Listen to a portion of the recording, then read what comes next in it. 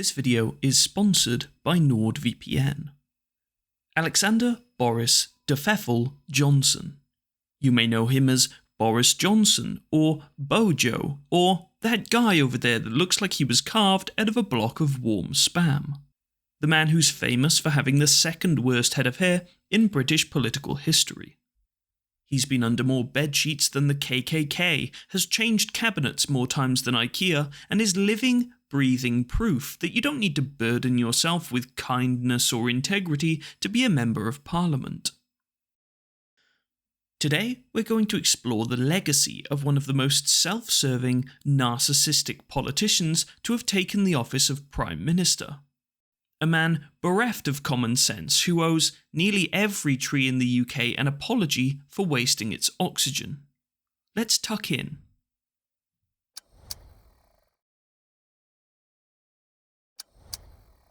This may come as a surprise to you, but our Latin-speaking former Conservative Prime Minister was born into wealth. His dad, Stanley Johnson, is a writer, former Conservative politician, and not former racist. If you're wondering where Boris may have gotten his disdain for the working class, minorities, and women, look no further. He, like all other people who actually matter, attended Eton College and, later, Oxford. He became a key member of the now notorious Bullingdon Club, a sort of come dine with me for posh wankers where, instead of awkward bickering about whether the trifle was shop bought, they just smash up the restaurant, abuse the staff, and pay their way out of legal repercussions. Also amongst the ranks of Bullingdon Club members were George Osborne, David Cameron, and Boris's brother, Joe Johnson. If you've ever seen a more convincing argument that our political class are a bunch of lizard people, I'd like to see it.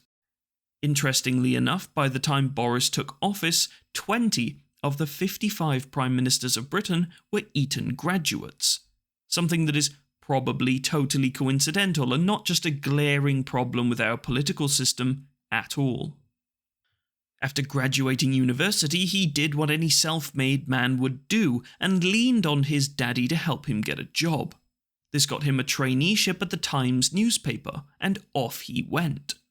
That was until he got fired the following year for fabricating a quote on his first front-page story. I know this sounds like something of a red flag, but don't worry. He still managed to find employment as a columnist at The Spectator and The Telegraph. So that's nice and definitely not a terrible indictment at the state of our media. It was in these articles that he would give us a glimpse into who he really is. Turns out, who he is a totally repugnant weeping cyst on the rectum of humanity. Here's the very not comprehensive highlights. He's described Muslim women wearing a burqa as looking like bank robbers and letterboxes. He claimed that Malaysian women only go to university to meet men. He's used the term pickaninnies to describe Commonwealth supporters of Queen Elizabeth. He used the word Nigerian as an adjective to describe being obsessed with money. He said that if a group of black kids making him feel uncomfortable is racial prejudice, then he is guilty of it, which, to be fair, he is, obviously. He also described people of colour as having watermelon smiles. I'm not sure which to be more surprised by, the sheer racism or the fact that he was actually able to name a fruit. He also claimed that working class men are more likely to be feckless, criminal, hopeless and aimless drunks. In contrast to him and his mates drinking excessively, causing huge amounts of criminal damage and abusing workers. I'm sure that's enough for now, but let's all move forward in agreement that he's a total blubbering lump of smeg. It was also during his years as a journalist that he was recorded on a call with former Bullingdon Club member and actual convicted fraudster Darius Guppy, in which he facilitated a plot to attack another journalist by giving Darius and his pals the journalist's address. Here's the clip. How badly are you going to hurt this guy? Not badly at all. I want to know. Okay, let me explain this. If this guy is serious, I'm fucking curious. I guarantee you he will not be serious. How badly hurt will he be? He will not have a broken limb or broken arm. He will not be put into intensive care or anything like that. He will probably get a couple of black eyes and a cracked rib or something like that. Okay, Derry, I said I'll do it. Don't worry. In 2001, Boris became the MP for Henley, despite promising his employer at The Spectator that he would abandon his political ambitions. He served as an MP until 2008, when he became Mayor of London, despite promising his constituents that he would not run as Mayor of London. This is where Boris made his name in the public eye as certainly one of the London mayors of all time. He committed to building a garden bridge across the River Thames. I mean, it didn't actually happen, mind you, and to be fair, it did cost the taxpayer £43 million, but if there's one thing I know about politics, it's that it's mostly just the thought that counts. He also spent £320,000 on giant water cannons from the Germans to use in case of civil unrest. The only real downside is that he didn't actually check to see if they could be used in London, and Theresa May promptly banned them from being used in England and Wales. They were later scrapped for a measly £11,000, wasting over $300,000 in taxpayers' money. Let's not forget the London riots happened under his tenure too. I say under his tenure and not under his watch, because he decided to stay on holiday when the riots began, leaving behind a police force that had seen a cut of almost 2,000 officers to sweep up the mess. He returned after 2 days of rioting, after tens of millions of pounds in property damage had already been incurred. In 2014, he worked hard to assure everyone that he wouldn't stand as an MP while he clearly had his hands full with being the Mayor of London. Then he was elected as the MP for Uxbridge and Ruislip the following year. Before we move on, I want to thank the sponsor of this video, NordVPN. Now, it shouldn't come as a surprise to you that everything you do online is traceable. If your idea of internet security is just using incognito mode, my friend, you need our help. NordVPN is a virtual private network that makes your internet experience totally secure. VPNs are, in my humble opinion, as necessary for your personal security as having a lock on your front door. After I had one of my passwords compromised, I've used lots of different VPN services, and nothing at all beats the service and premium quality that NordVPN offers. Aside from giving you next-level security features with their password manager and encrypted cloud storage, it also allows you to connect to an IP address anywhere in the world, so you can access region-locked services regardless of your location. The best part is, if you go to nordvpn.com/geezer, you'll receive a massive discount, as well as an additional 4 months. You're also protected by their 30-day money-back guarantee, so you can try out their amazing service with no risk at all. It's really a no-brainer. Once again, that's nordvpn.com/geezer to get literally the best deal of your life.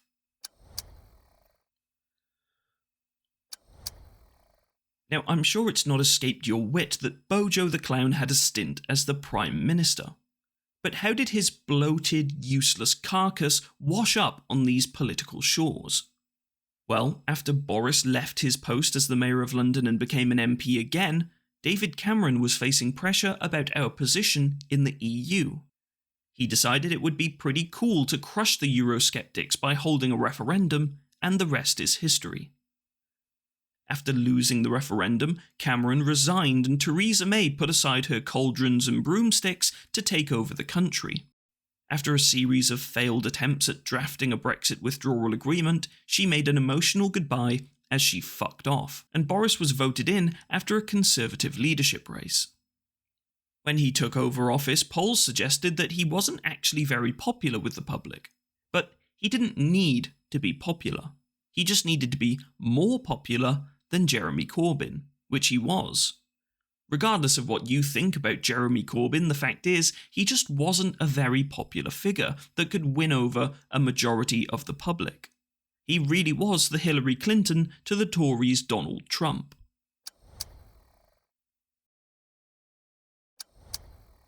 The real test of Bojo's premiership was, of course, COVID-19. And this is where Johnson cemented his legacy as a completely empty-headed twat.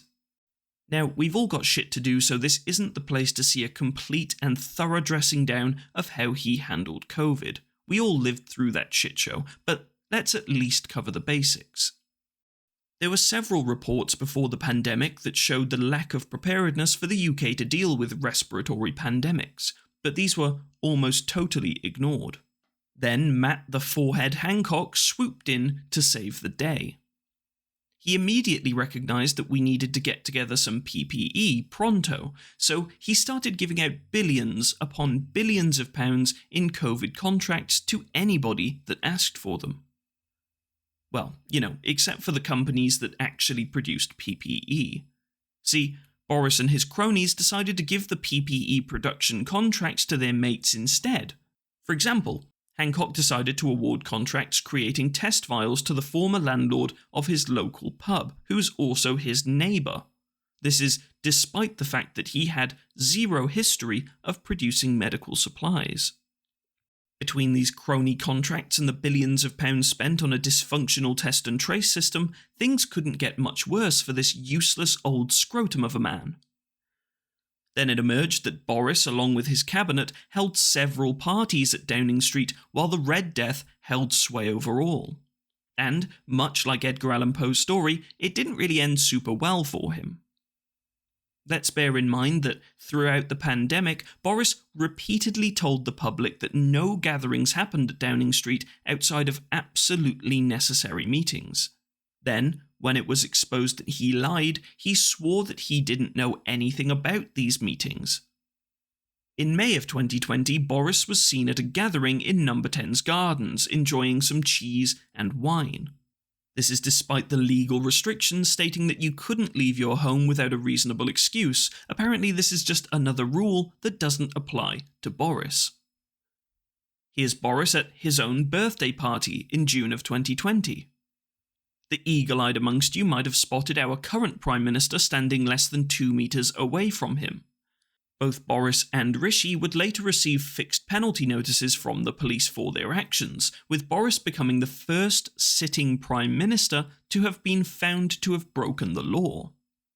November 2020, after announcing the second lockdown in which household gatherings were banned, he held a household gathering to celebrate Dominic Cummings. Here's the sweaty old prick taking part in a Downing Street Christmas quiz, despite rules in London being that you couldn't meet with 2 or more people from different households unless it was absolutely necessary for work. This wasn't investigated by police, and was apparently just added to the list of bullshit that this sentient lump of phlegm has gotten away with. After a series of very badly kept lies throughout lockdown, it then emerged that the Conservative Deputy Chief Whip Chris Pincher had groped several men in a drunken night at a private members club. Apparently the words private and members being written on the door wasn't a big enough tell that you need to keep your hands off strangers' cocks. Initially, Boris said that he was unaware of Pincher's history of sexual assault allegations. Then, after it emerged that the previous complaints back in 2019 were raised directly with him, he conveniently remembered and apologised for hiring him. It's worth noting that he didn't actually fire him either. Chris Pincher stepped down of his own accord. It was also reported that during lockdown, Matt Hancock was caught having an affair while people were told to stay home and not have any social contact. Footage emerged in what is now considered to be the most awkward and gross sexual encounter ever recorded, and yet Boris decided not to fire him. Matt chose to resign from his cabinet position shortly after due to immense public backlash. Trust Boris fucking Johnson to side with the man breaking the law to have an affair. In response to inflation reaching over 9%, Boris was keen to do what he could to mitigate this economic crisis. He quickly introduced windfall taxes on the multinational oil and gas companies who saw their profits soar as a result of price gouging. Then he increased the effective tax rate of the multi-millionaires and billionaires in this country. Only joking, he decided to go ahead with increasing national insurance, meaning that the average working people were left to foot the bill for our own government's incompetence. Again. Boris Johnson resigned on September 6th, 2022. This was because of, everything that we just covered. That, and he received a total of 57 ministerial resignations because he was such an immensely moronic, narcissistic, and probably smelly cunt. Notable names included his Chancellor, Rishi Sunak, Health Secretary Sajid Javid, and Oliver Dowden, the party chairman. He was even accused of lacking integrity, competence, and vision by Jeremy Hunt. Jeremy Hunt, mind you. If Jeremy fucking Hunt is accusing you of lacking integrity, you really must be a subhuman lump of dog shit.